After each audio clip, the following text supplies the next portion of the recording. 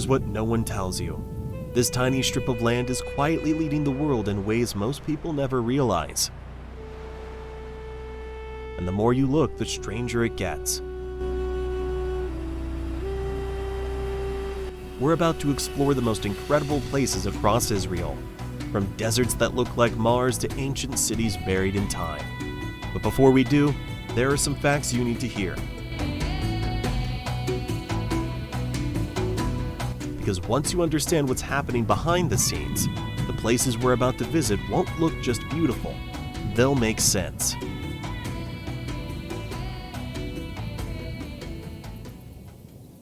It starts with something strange. Israel is one of the driest countries in the world, but it's also one of the greenest. How?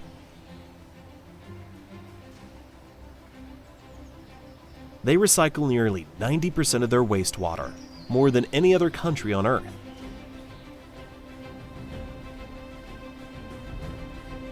That water grows crops in the desert, and the tech that makes it possible, it's exported worldwide, including to California.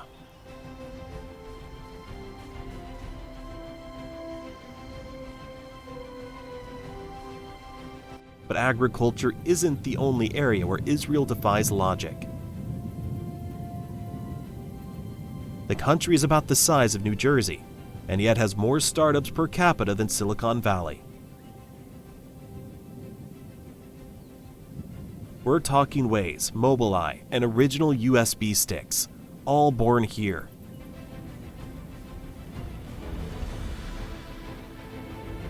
It's not just a biblical land, it's a global innovation hub. And that innovation isn't limited to offices or labs.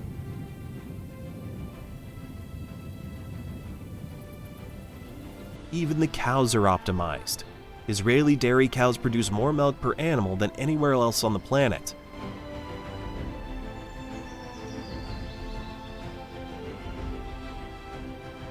It's all data-driven, monitored 24/7. They're not just farming, they're engineering.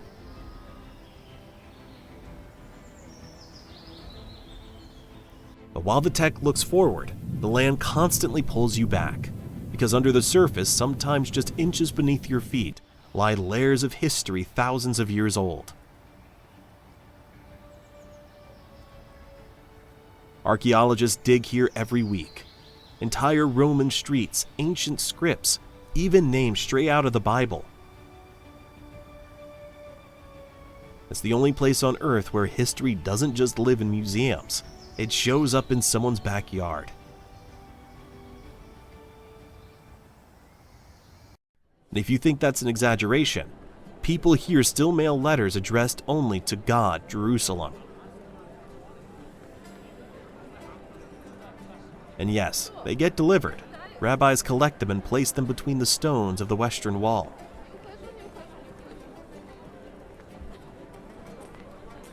That's not a tradition from the past, that's happening now. But here's what really sets Israel apart. It's not just the contradiction of ancient and modern, it's how those opposites exist in the same moment.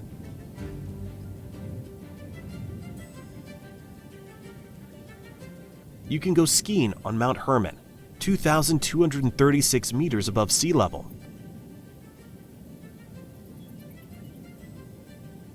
Then float in the Dead Sea at 430 meters below sea level, all in the same day.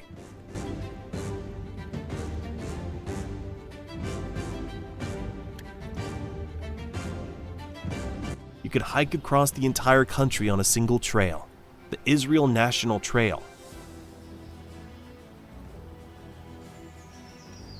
It's 1,100 kilometers long.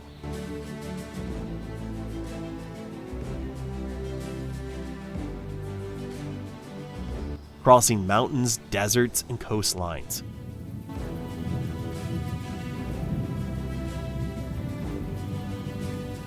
And at every turn, you're stepping through history. That's what makes Israel feel unreal. It's not just that the past and present live side by side, it's that they never separated in the first place.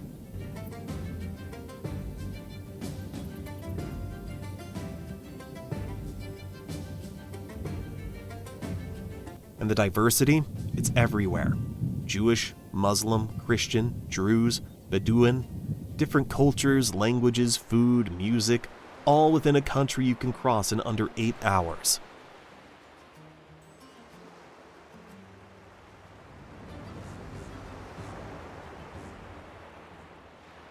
But maybe the most unexpected thing?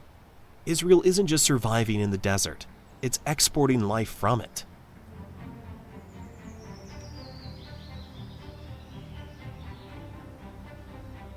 Drip irrigation, invented here. Forest growth in dry zones, they've reversed desertification.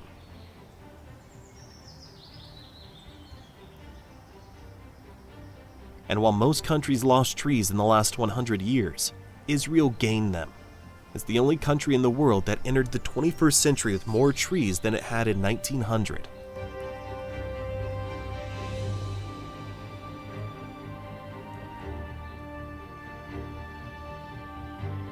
And all of this leads to one strange realization. This place, smaller than most US states, has revived its land, its language, and built a tech powerhouse, all while sitting on the fault line of global history.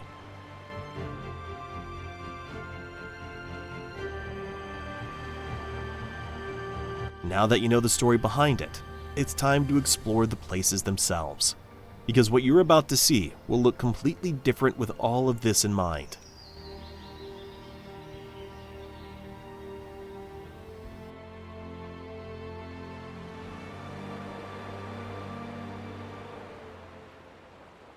No matter what you believe, this place will challenge it.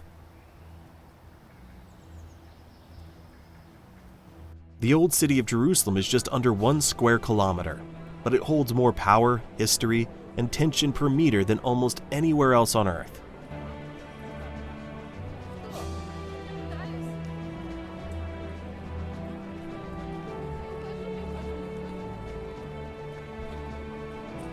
It's divided into 4 quarters: Jewish, Muslim, Christian, and Armenian, all within walking distance.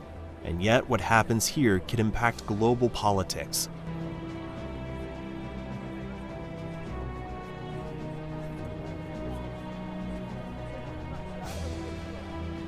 But it's not just a religious symbol, it's a living maze. Streets here have been walked for over 3,000 years. Beneath some buildings are layers from Roman, Byzantine, and Ottoman periods, one stacked over the other like a time capsule.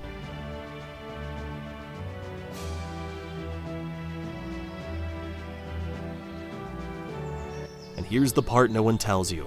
You don't need a guide to feel something here. It hits you the moment you reach the Western Wall, the last remnant of the Second Temple, a site Jews have prayed at for centuries.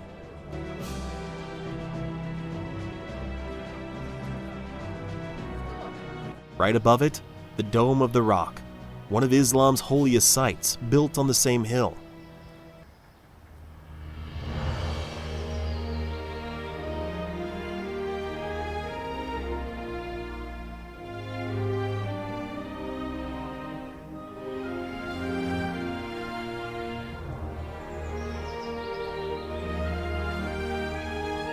And just steps away, the Church of the Holy Sepulchre, where many believe Jesus was crucified and buried.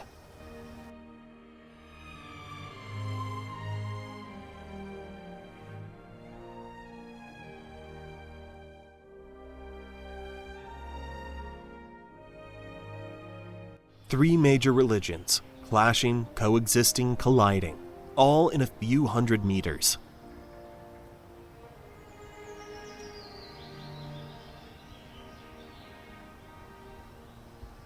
Security is tight, emotions run deep, but if you look past the surface, you'll see families, markets, school children. Life goes on, even in the most watched city on Earth.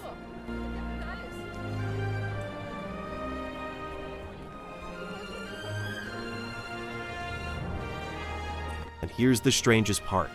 Despite the tension, the old city draws millions each year. Tourists, pilgrims, skeptics, everyone walks the same stone paths.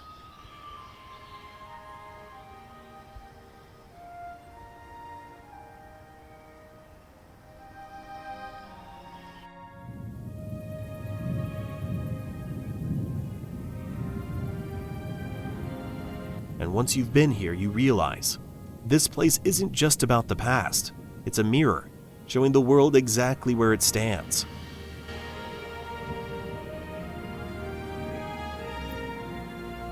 But what if you could step outside the walls and see the entire city and its history from above?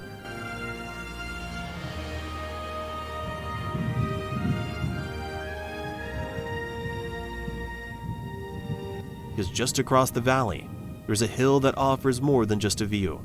It holds stories of prophecies, tears, and silence, and it's the next place we're heading.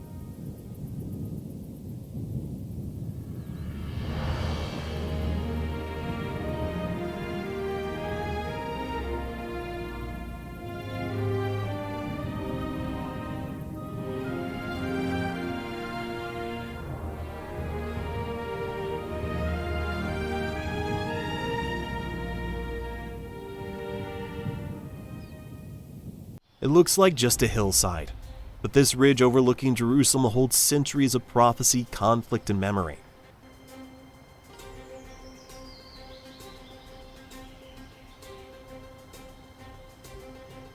From here you see the old city in full view, the golden dome of the rock, the gray walls, and layers of history stacked like a puzzle. But that's only part of the story.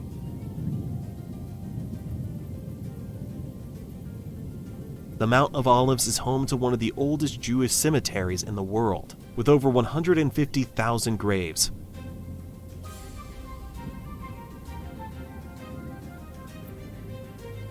Many believe the Messiah will appear here first, and the dead buried on this slope will be the first to rise.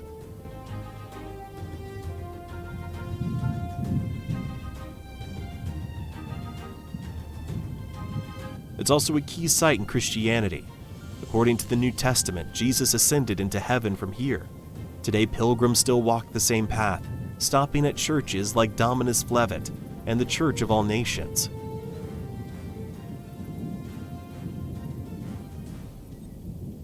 And from a strategic standpoint, this hill has been used as a lookout and military position in almost every major battle involving Jerusalem.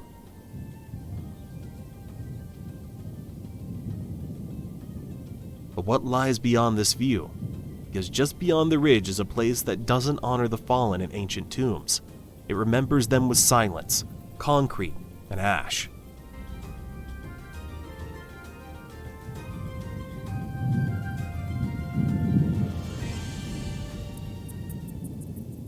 This isn't a tourist attraction. It's one of the most intense places in Israel. Yad Vashem is the official Holocaust Memorial and Research Center.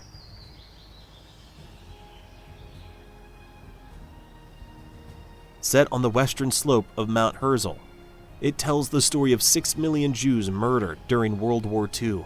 But it doesn't do it with drama. It does it with facts. Photos, diaries, shoes, entire walls covered with names.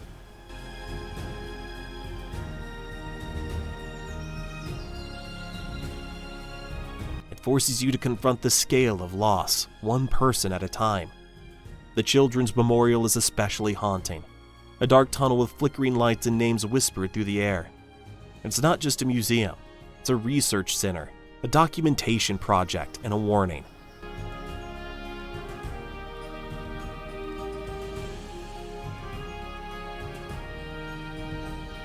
Every Israeli student visits it at least once. It's part of the national curriculum, because forgetting isn't an option.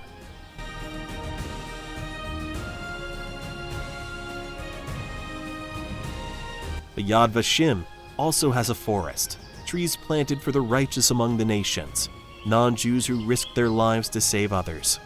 From above, the site blends into the hillside, quiet, subtle, heavy.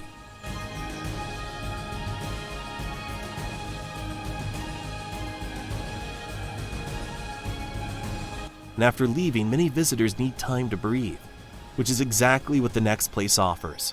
An abandoned village hidden on the edges of the city that nature is slowly reclaiming.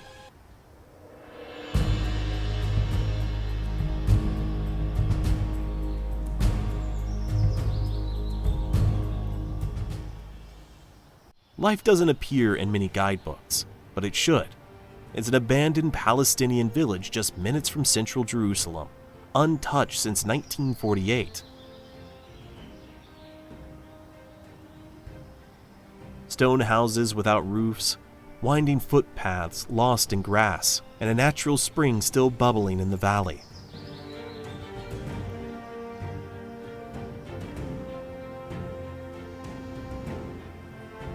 Before the war, Lifta was a thriving Arab village with schools, shops, and about 3,000 residents. Today it's frozen in time.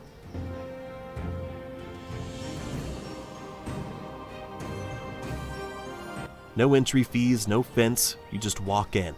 Some call it a ghost town, others call it proof, a visible reminder of what the 1948 war left behind.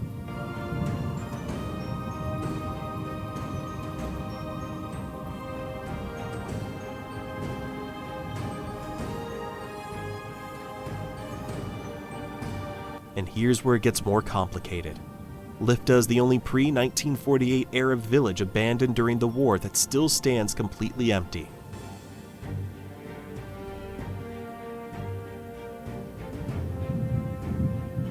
Plans to redevelop it into luxury housing were blocked by activists, both Arab and Jewish, who want it preserved as it is.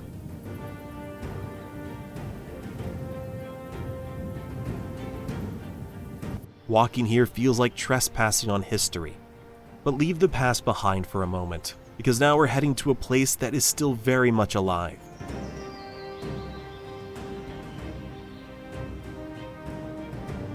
A city with constant movement, prayer, and tension, and for many, the birthplace of hope itself.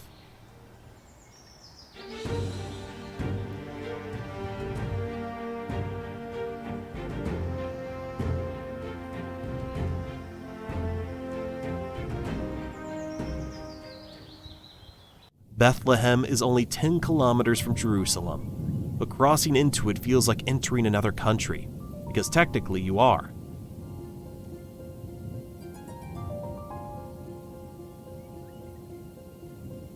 It lies in the West Bank under Palestinian Authority control.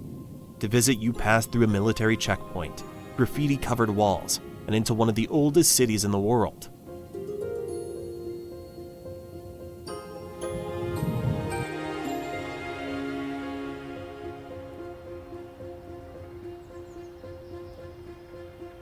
And at its heart, the Church of the Nativity, believed to be the birthplace of Jesus. Built over a cave, it's one of the oldest surviving churches in the world, dating back to the 4th century.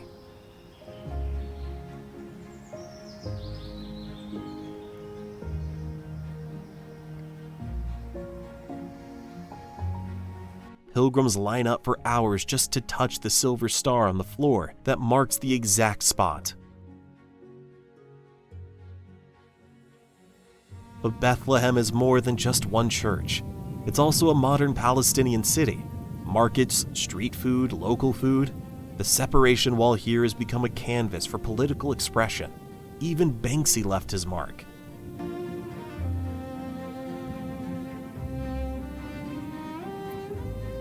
And that contradiction, sacred and political, peaceful, intense, defines the atmosphere.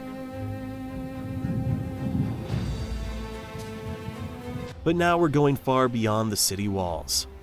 Next is a place with no buildings at all, only salt, wind, and silence, and it happens to be the lowest point on Earth.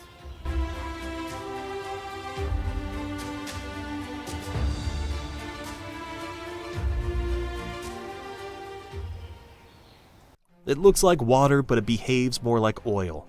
The Dead Sea isn't actually a sea. It's a hypersaline lake.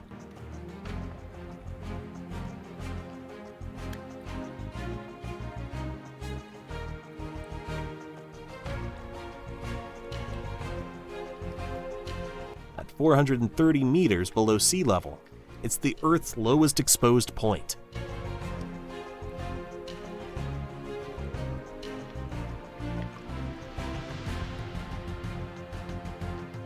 And with 33% salinity, you can float effortlessly. You don't swim here, you hover. The water is so dense that boats don't really operate, and fish can't survive, hence the name Dead Sea.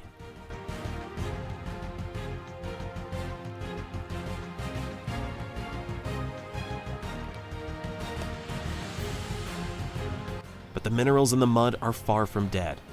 They're exported for skincare products worldwide. Locals and tourists cover themselves in it. Part of tradition, part health ritual. But here's something few realize. The Dead Sea is shrinking. Pipelines, climate change, and reduced water flow have caused it to drop over 1 meter per year.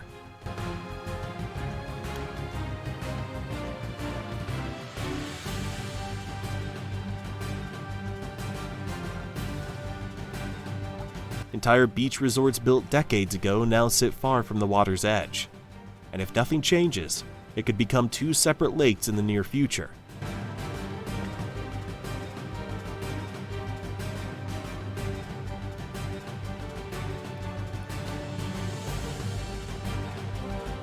But what surrounds the Dead Sea might be even more surprising, because just above these salty shores lies a desert that feels like another planet and hides far more than just sand.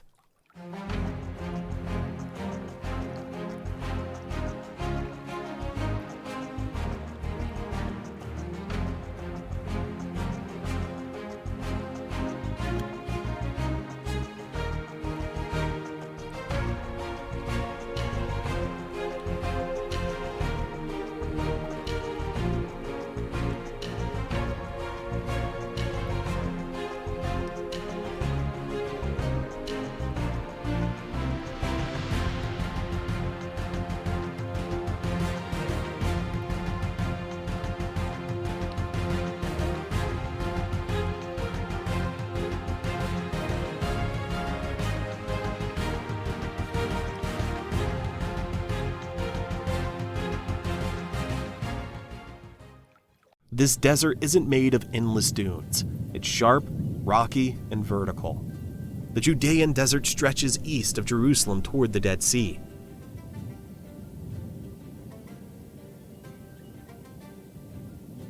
It's only about 1,500 square kilometers, but it's full of surprises, cliffs, caves, and canyons, and some of the most significant archaeological finds in modern history.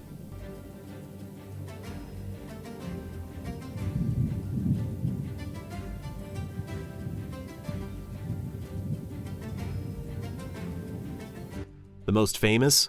The Dead Sea Scrolls found in caves near Qumran in 1947. Ancient biblical texts hidden for nearly 2,000 years, and no one knows how many might still be out there. But this desert is far more than a backdrop for discoveries. It's still alive. Judean tribes move through it. Military exercises take place here, and hikers come for solitude, silence, and sun-scorched views.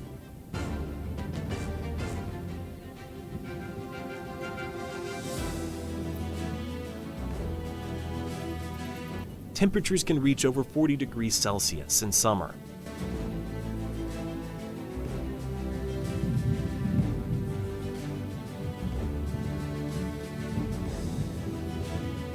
Flash floods can carve through dry valleys in minutes. It's harsh, quiet, and underestimated.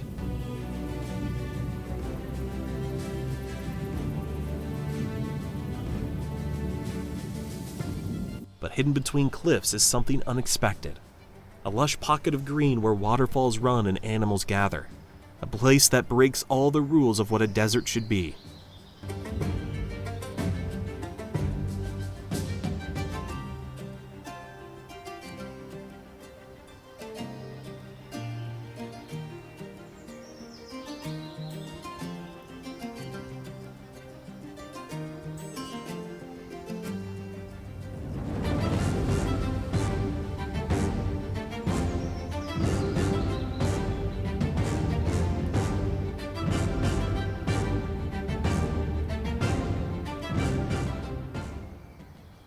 And suddenly the desert ends and water flows. Ein Gedi is a natural oasis on the western shore of the Dead Sea.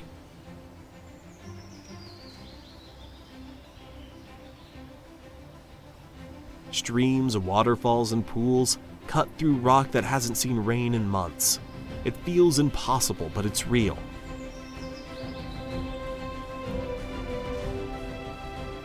Ibex climb along the cliffs. Hyraxes scurry under trees and trails lead to cool waters where you can swim under a waterfall in the middle of a desert. The reserve spans about 14 square kilometers, 5.4 square miles. Not large, but dense with life.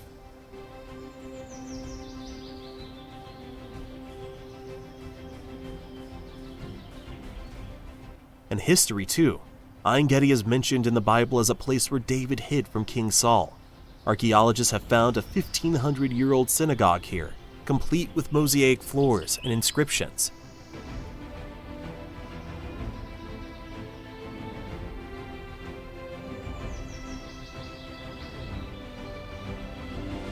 The contrast is what hits you. Dry heat above, cold water below. And as you hike deeper, the sound of rushing water replaces the silence of the desert.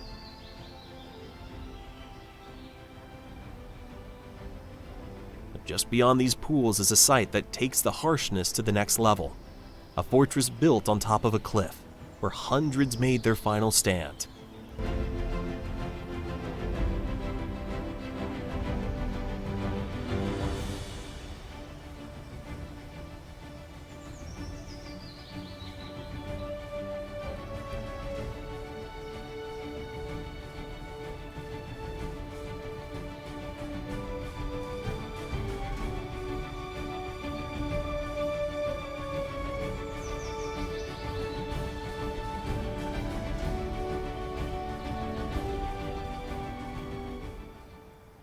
Masada isn't just a ruin, it's a symbol.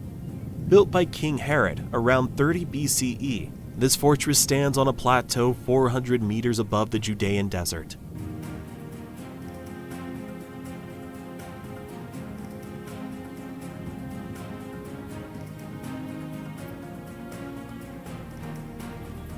Sheer cliffs on every side. One narrow path leads up, and from the top, the view stretches across the Dead Sea to Jordan.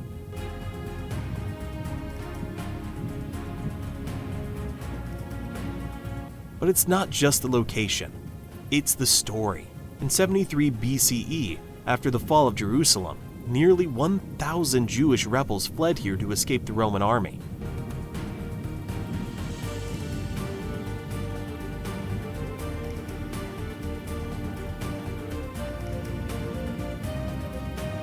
They held out for months, and when Roman forces finally breached the walls, they found the defenders had chosen mass suicide over surrender.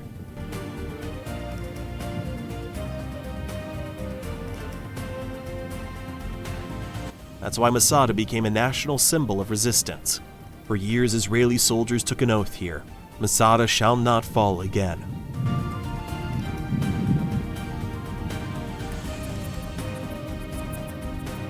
The site is now a UNESCO World Heritage Site. You can reach it by cable car or hike the Snake Path, especially popular at sunrise.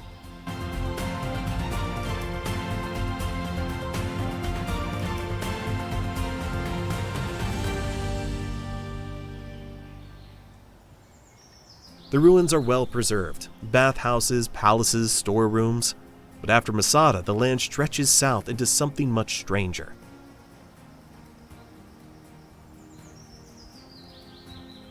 A crater, formed not by an impact but by erosion, that looks like another world entirely.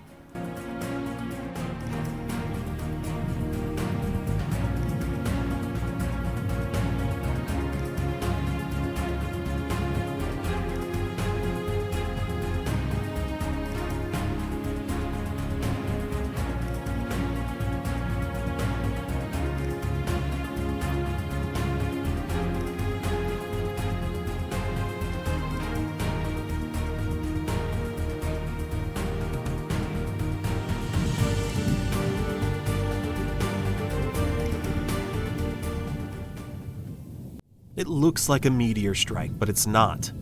The Ramon crater on Makhtesh Ramon is the largest erosion crater in the world.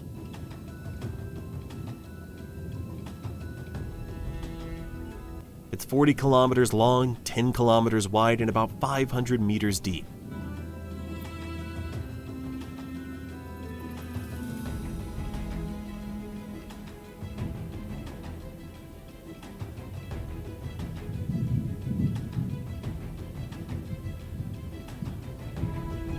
This is geology in raw form, exposed layers of earth carved by time, not collision.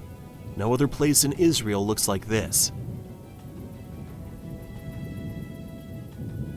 It's part of the Negev Desert, but it doesn't feel like desert. It feels like Mars. You'll see cliffs, ridges, red and yellow rock, and even ancient volcanoes remain. At sunrise and sunset, the colors shift dramatically. There are hiking trails, bike paths, and jeep tours. And up on the rim, the town of Makhtesh Ramon, which has grown into a base for ecotourism and stargazing. Because here's another surprise. This crater is one of the best places on Earth to see the night sky. Low light pollution, high elevation, astronauts have even trained here.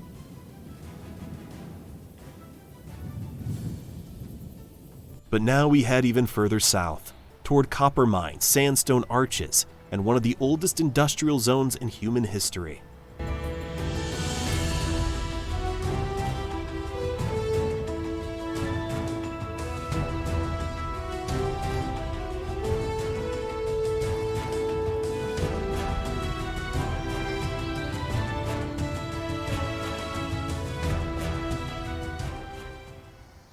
Long before skyscrapers or empires, people were digging here. Timna Park is located about 25 kilometers north of Eilat. It's home to the world's oldest known copper mines, some over 6,000 years old.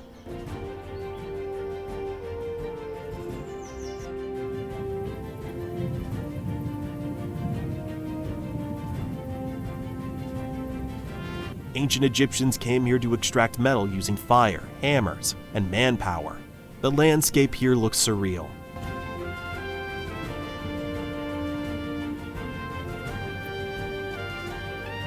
Tall sandstone formations, natural arches, pillars nicknamed Solomon's Pillars. It's not just beautiful, it's bizarre.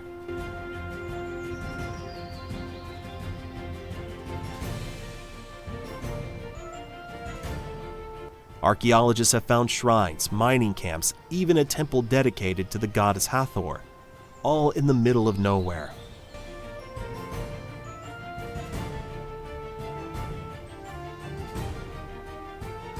And modern visitors, they come for hiking, cycling, or just driving through the Martian-like terrain. There's a small artificial lake, a sculpture trail, and night tours during full moons.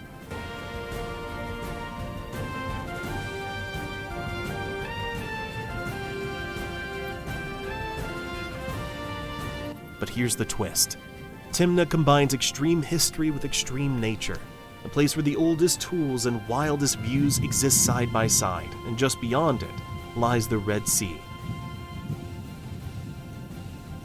Next, we arrive at Israel's southern edge, where coral reefs, desert mountains, and international borders all meet in one strange sunny city.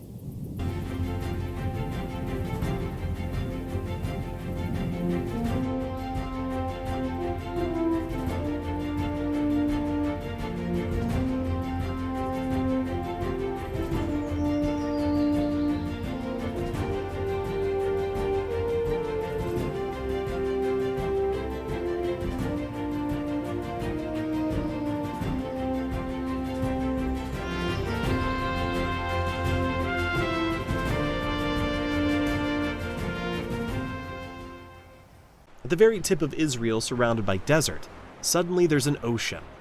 Eilat sits on the Red Sea, right next to the borders of Egypt and Jordan.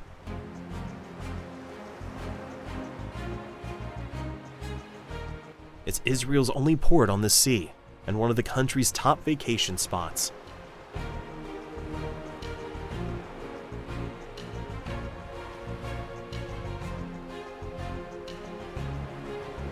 But what makes it special isn't the beach, it's what's under the water. Just meters from the shore, you'll find coral reefs with hundreds of species.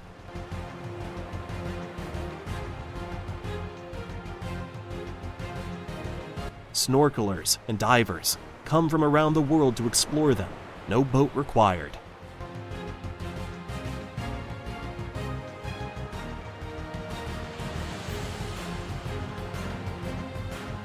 The water stays warm all year.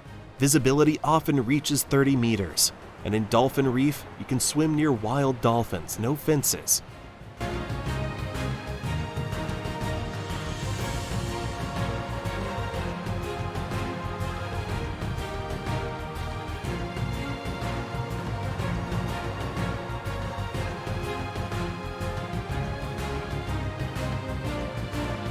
But Eilat isn't just about the sea.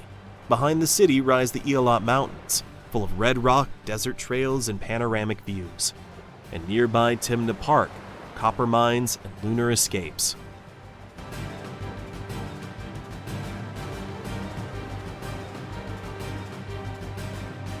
The city also has a unique status. No VAT, value-added tax, which means cheaper shopping in hotels.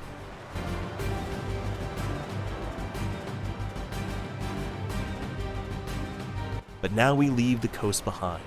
Next is a place few tourists visit, but it holds layers of history stacked one over another, and a Roman theater still stands after 2,000 years.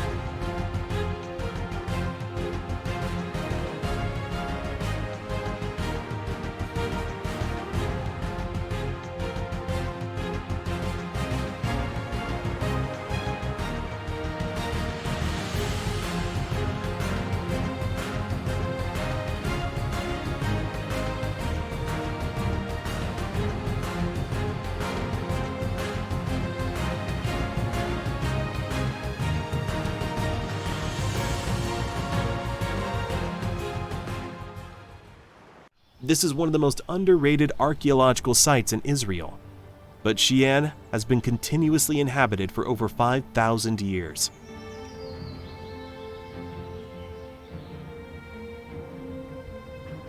It was Egyptian, Canaanite, Israelite, Greek, Roman, and Byzantine.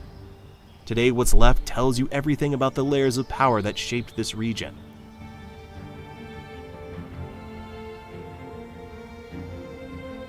The Roman city is the best preserved. A huge theater, bathhouses, colonnaded streets. You can walk where senators debated and merchants traded, all in the open air. What surprises most visitors is the scale. It's massive, and much of it is still underground waiting to be uncovered. One detail, the city was destroyed by an earthquake in the 8th century. The ruins collapsed and were forgotten for centuries. And yet the theater still stands. You can sit in the same seat as audiences did 2,000 years ago.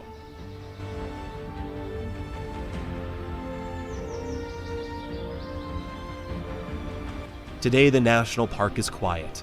No crowds, no noise, just stone, dust, and history.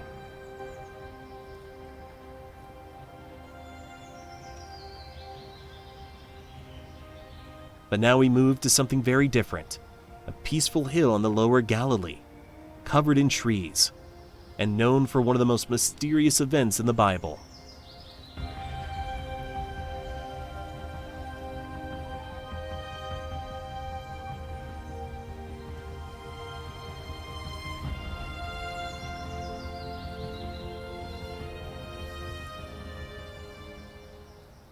From a distance, it doesn't look like much.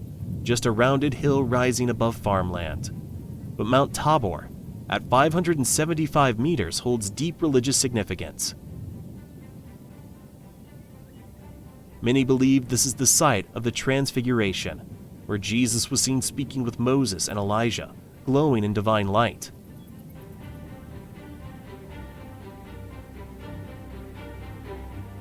At the summit stands the Church of the Transfiguration, built over earlier churches from Byzantine and Crusader times.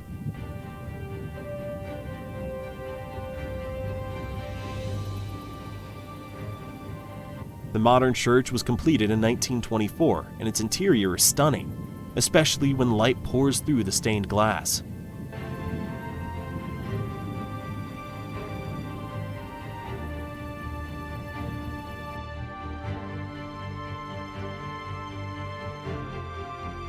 But it's not just about religion.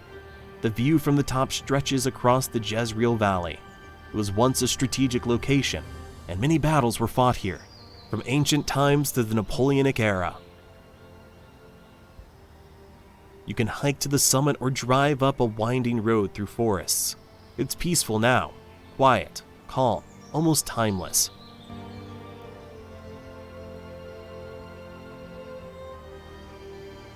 But just beyond this hill lies a city where time never stands still. Busy markets, ancient valleys, and one of the most visited churches in the world.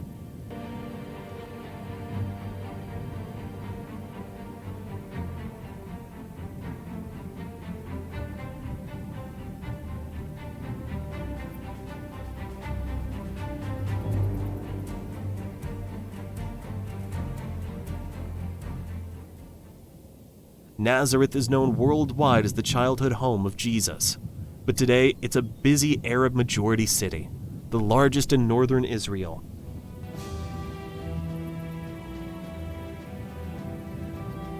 At the heart of it stands the Basilica of the Annunciation, the spot where, according to Christian tradition, the angel Gabriel told Mary she would give birth to Jesus.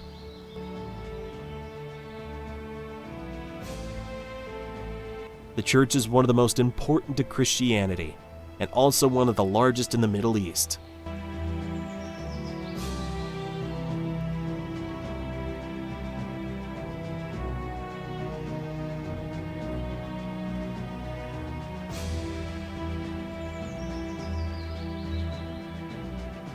Its lower level contains a cave believed to be Mary's home. The upper level features stunning artwork donated by Christian communities around the world. But Nazareth is more than one church.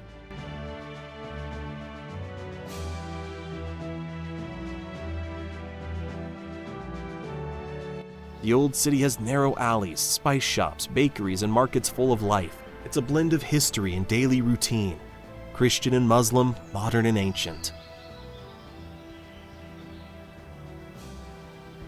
The city challenges expectations, especially for those imagining a quiet village.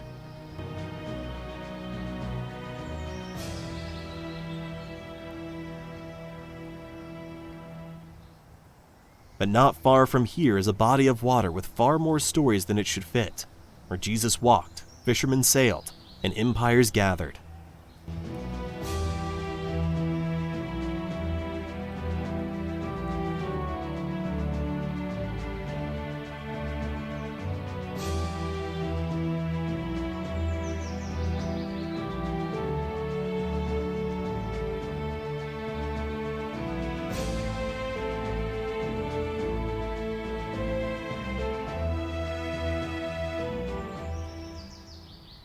It's not a sea, it's a freshwater lake, but it holds more religious and historical weight than almost any other body of water.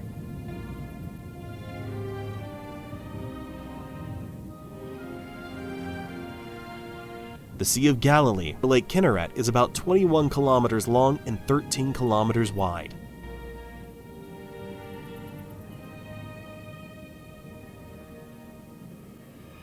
It's Israel's main water reservoir and a major pilgrimage site. According to the New Testament, this is where Jesus walked on water, calmed the storm, and taught from a boat.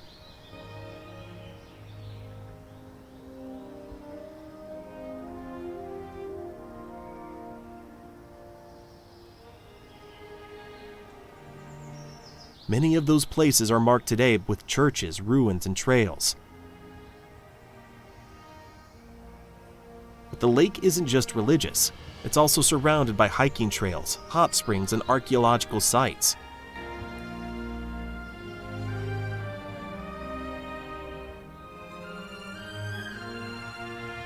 The ancient boat found in its muddy shoreline, known as the Jesus Boat, is 2,000 years old and now displayed in a museum nearby. Fishing still happens here. So do baptisms, tourist cruises, and quiet sunrises over the water.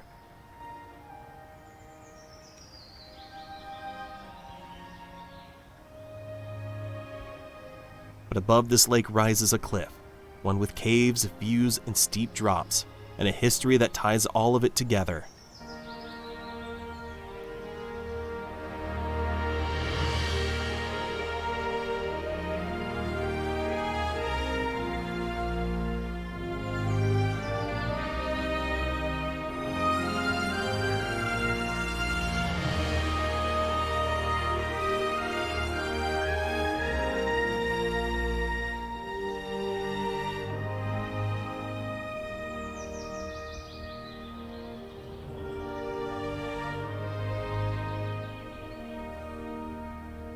Most people drive past it without knowing what they're missing. Mount Arbel rises sharply above the western shore of the Sea of Galilee. At its peak, 181 meters above the lake, it offers one of the most dramatic viewpoints in all of Israel.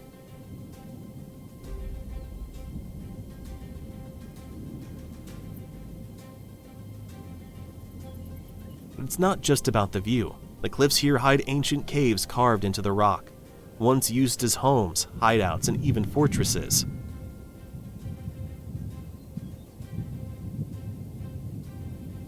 In the 1st century BCE, Jewish rebels held out here against Herod's forces.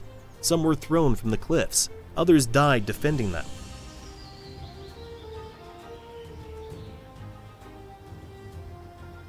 You can hike to the top.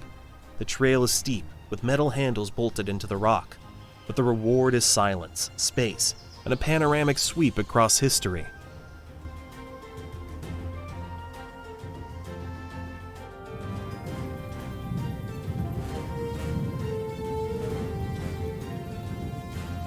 You'll see the Sea of Galilee, the Golan Heights, and villages that have stood for thousands of years.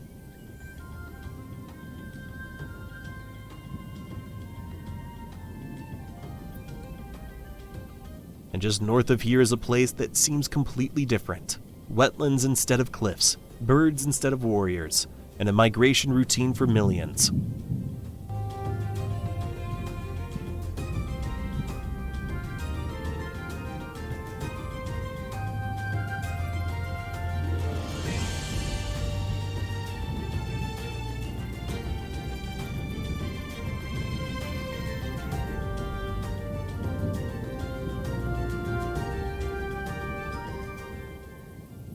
This valley wasn't always a paradise.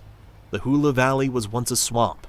In the 1950s, it was drained to fight malaria, but that caused environmental collapse, so it was partially restored. And today, it's one of the best bird-watching spots on Earth. Agamon Hula Lake is a man-made wetland that attracts over 500 million birds each year. Cranes, storks, pelicans, and raptors, all stopping here as part of their migration between Europe and Africa.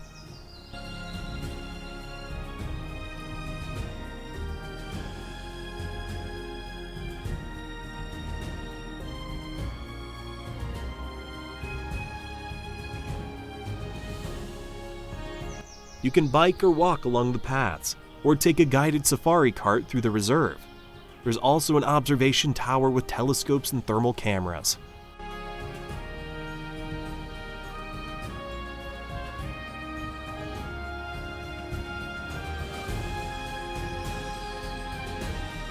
The best times? Spring and autumn, when skies are filled with movement. And the project here isn't just about birds. It's about fixing a mistake, turning ecological damage into a global model for conservation.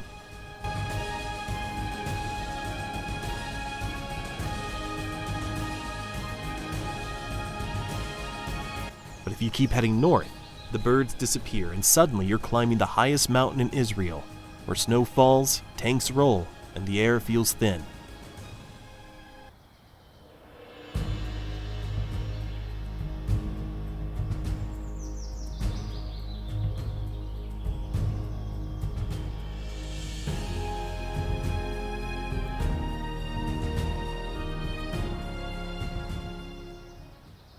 This isn't the Israel most people imagine. Mount Hermon rises to 2,236 meters, making it the highest point in the country. In winter, it's covered in snow and becomes Israel's only ski resort. In summer, it's cooler than the rest of the country, popular for hiking and views. But it's also a strategic location. The mountain sits on the border with Syria and Lebanon. Part of it's controlled by the IDF. Radar stations and lookout points are scattered across its peaks. From the top, you can see 3 countries, and below, springs that feed the Jordan River, ancient temples, and dense forests.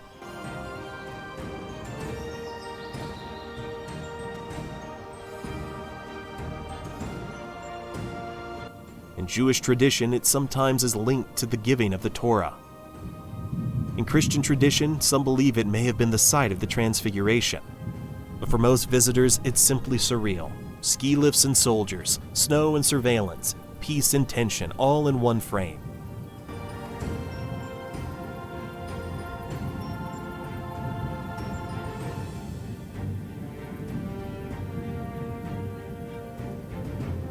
And now we head back toward the coast, to a city built by crusaders, ruled by Ottomans, and defended by underground tunnels.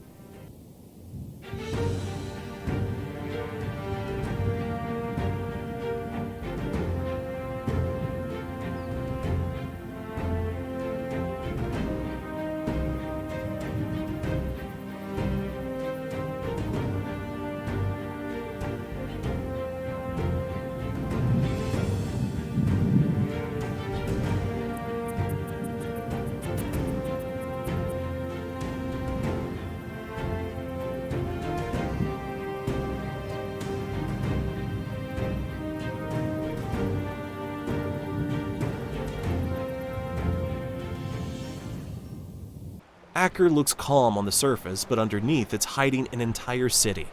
The coastal town has been continuously inhabited for over 4,000 years, but its real fame comes from the Crusader period.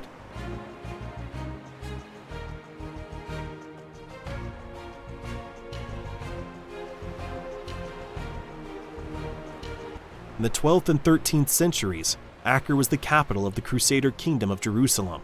When they lost Jerusalem, they turned Acre into a fortified port city.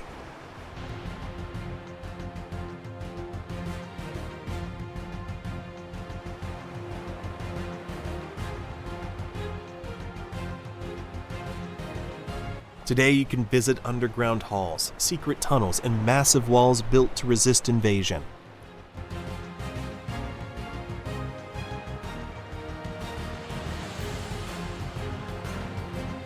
Above-ground Ottoman-era mosques, Turkish baths, and bustling souk.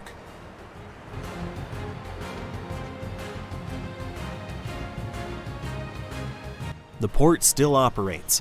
Fishermen sell their catch, boats bob in the harbor, but just steps away you're standing on top of centuries of buried cities.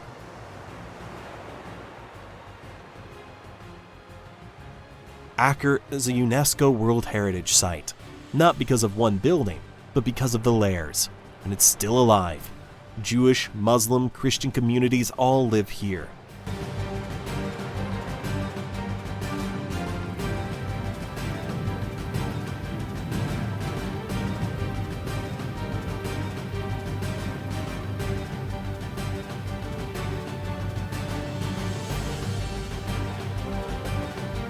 But just down the coast is a very different city, built into a mountain, facing the sea, with perfectly symmetrical gardens cascading down the hillside.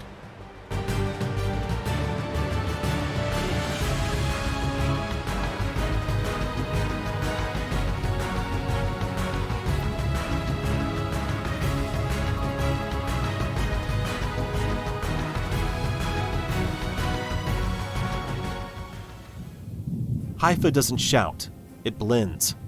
Built on the slopes of Mount Carmel, it's Israel's third largest city and one of its most diverse.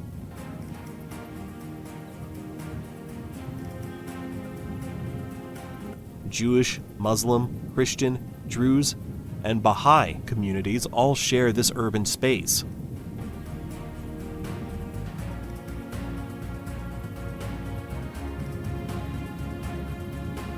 But the most iconic part? The Baha'i Gardens. 19 terraces cascading down Mount Carmel. Perfectly manicured, symmetrical, peaceful.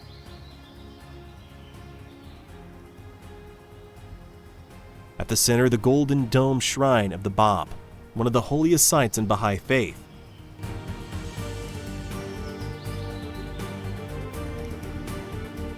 The gardens are open to all.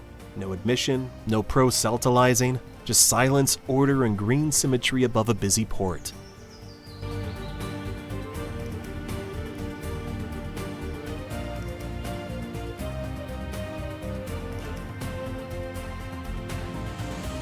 Haifa is known for its technology sector, universities, and industrial port, one of the largest in the eastern Mediterranean. It's a working city. No drama, no politics in the headlines, just coexistence in coffee shops.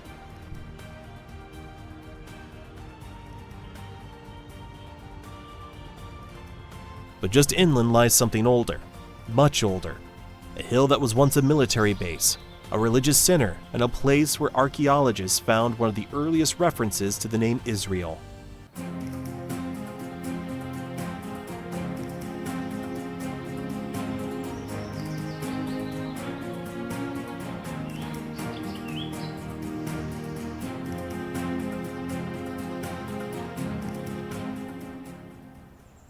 The name sounds familiar, and it should. Tel Megiddo is better known by its Greek name, Armageddon.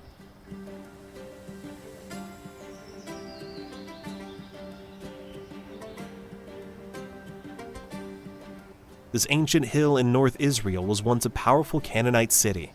Its location made it crucial, sitting along the Via Maris, a trade route connecting Egypt and Mesopotamia. Whoever controlled Megiddo controlled trade, movement, and power. So naturally it was the site of dozens of battles across centuries.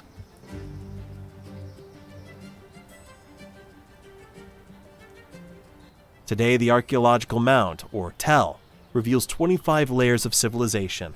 Canaanites, Israelites, Assyrians, Egyptians.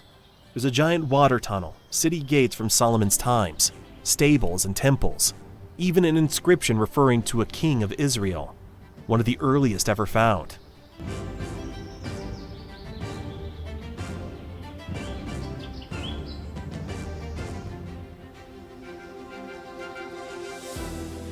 But it's the prophecy that gave Megiddo its fame. According to the book of Revelation, this is where the final battle of good versus evil will take place, Armageddon. Is it symbolic? Literal? No one knows, but the place is real, and it's quiet now.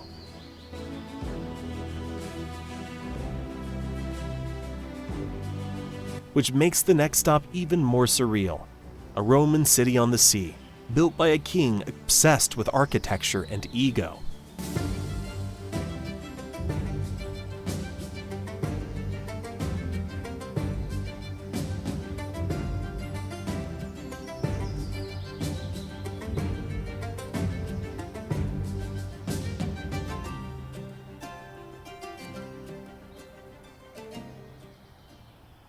Built by King Herod over 2,000 years ago, Caesarea was meant to impress, and it still does.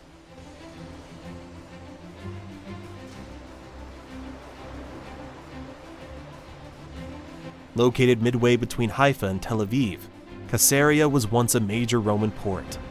Herod named it after Caesar Augustus and made sure it lived up to the name.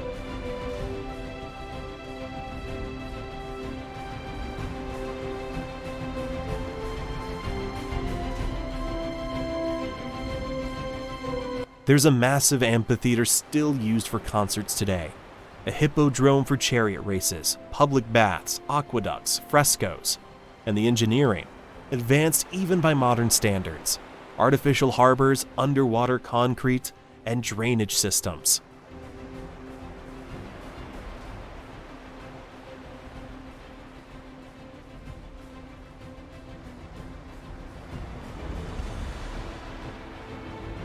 The ruins lie right by the Mediterranean, so you can stand where Roman governors once walked and looked out at the same sea.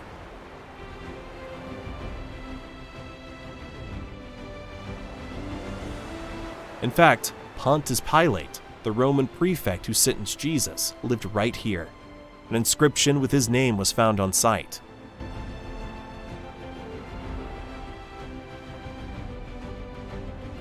Today, Caesarea is one of Israel's most visited national parks. But there's more. Upscale neighborhoods, an art scene, and a golf course nearby. Yet just a few minutes down the coast lies a modern city with something ancient beneath the surface.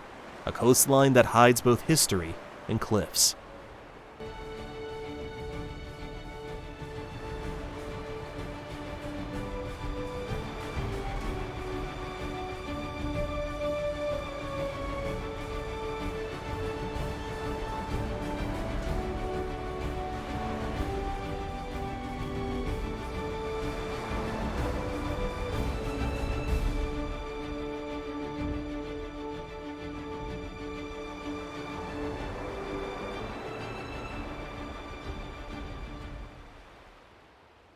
Netanya doesn't make many travel lists, but it should.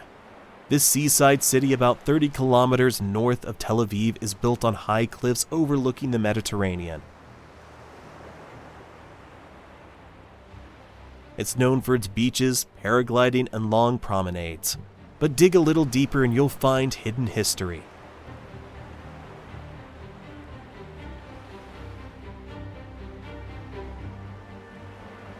During World War II, it became a safe haven for Jewish refugees from Europe. Later, it served as a center for new immigrants from Morocco, Yemen, Ethiopia, and the former Soviet Union. It's a city shaped by waves, both of water and of people. And while it may not have ancient ruins or sacred sites, it offers something else.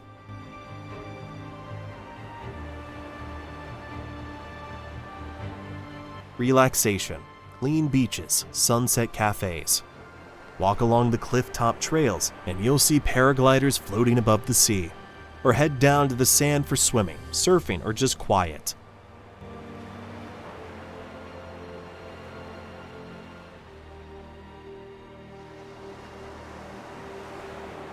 Netanya is local, authentic, and surprisingly diverse. The skyline to the south always catches your eye.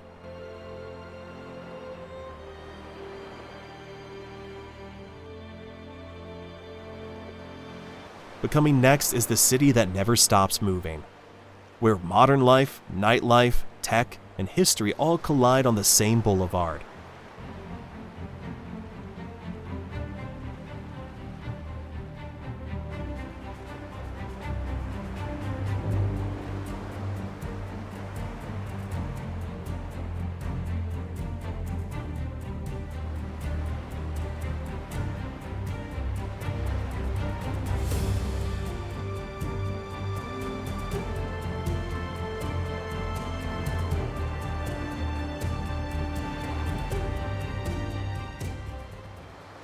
It feels like a different country. Tel Aviv is fast, loud, and creative, and proud of it.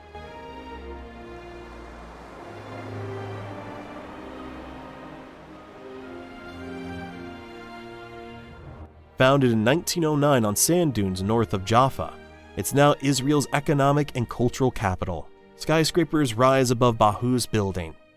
Tech startups share space with tattoo studios, and the beaches, always full.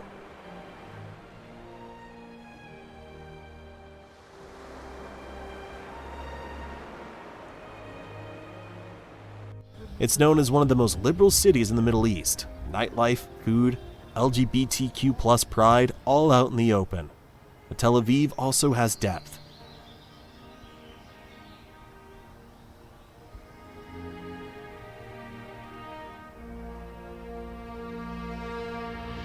The White City, a UNESCO World Heritage Site, contains over 4,000 Bahus-style buildings.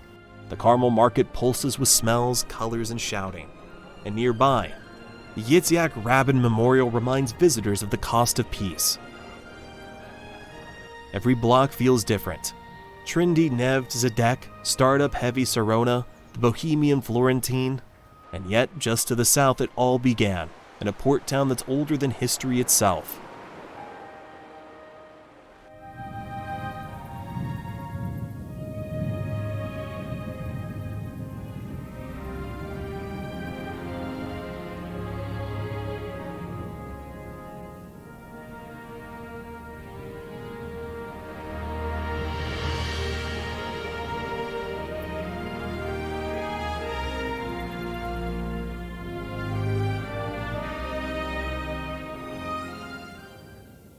Jaffa is ancient, not old city ancient, we're talking over 4,000 years.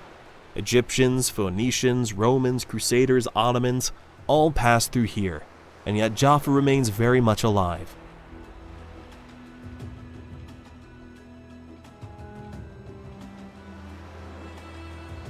Today it's part of Tel Aviv, but the vibe is totally different.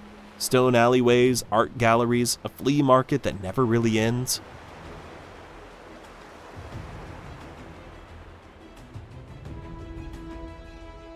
Biblical stories happened here.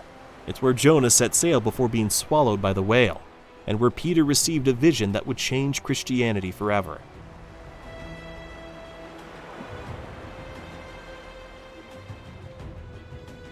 At the port, fishermen still sell their morning catch. At night, locals fill the restaurants and bars along the harbor. It's a rare mix, ancient and cool, tourist-friendly but authentic. And as you walk along the promenade back toward Tel Aviv, it's hard to tell where one city ends and the other begins.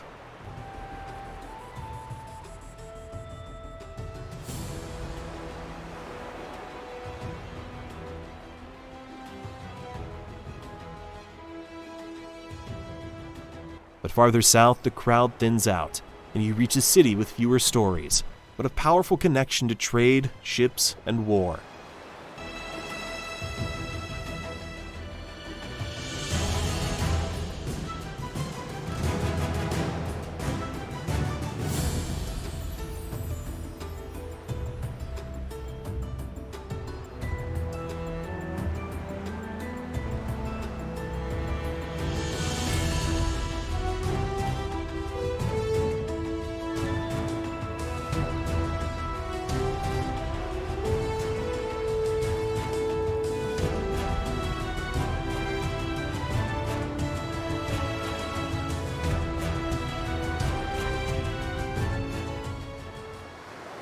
Ashdod is one of Israel's biggest ports, but it rarely shows up in guidebooks.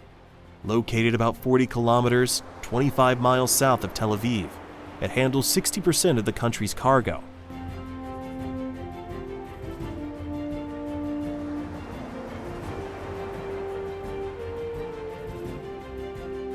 But it's also one of Israel's oldest cities, mentioned in the Bible as a Philistine stronghold. Today it's home to over 200,000 people. Many are immigrants from Morocco, Russia, Ethiopia, and France.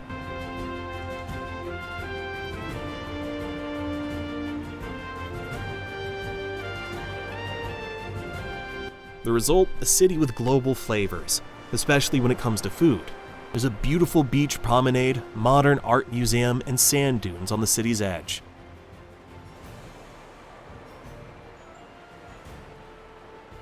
But Ashdod also plays a role in defense. It's close to the Gaza border and sometimes targeted by rockets. The Iron Dome system, which intercepts incoming missiles, has been used here repeatedly. It's not a city that hides its reality, but it keeps moving forward, growing, building, adapting. And after all the stories, ruins, and landscapes we've seen, Ashdod reminds us, Israel isn't just a land of the past. It's a country that lives in the present and prepares for the future.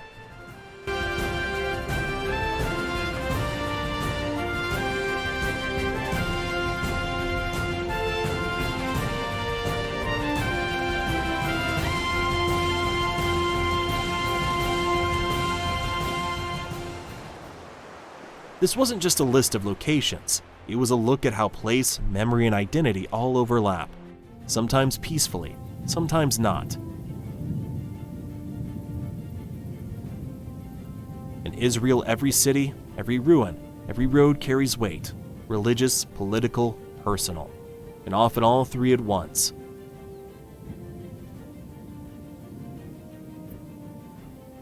That's what makes this country hard to define and impossible to ignore.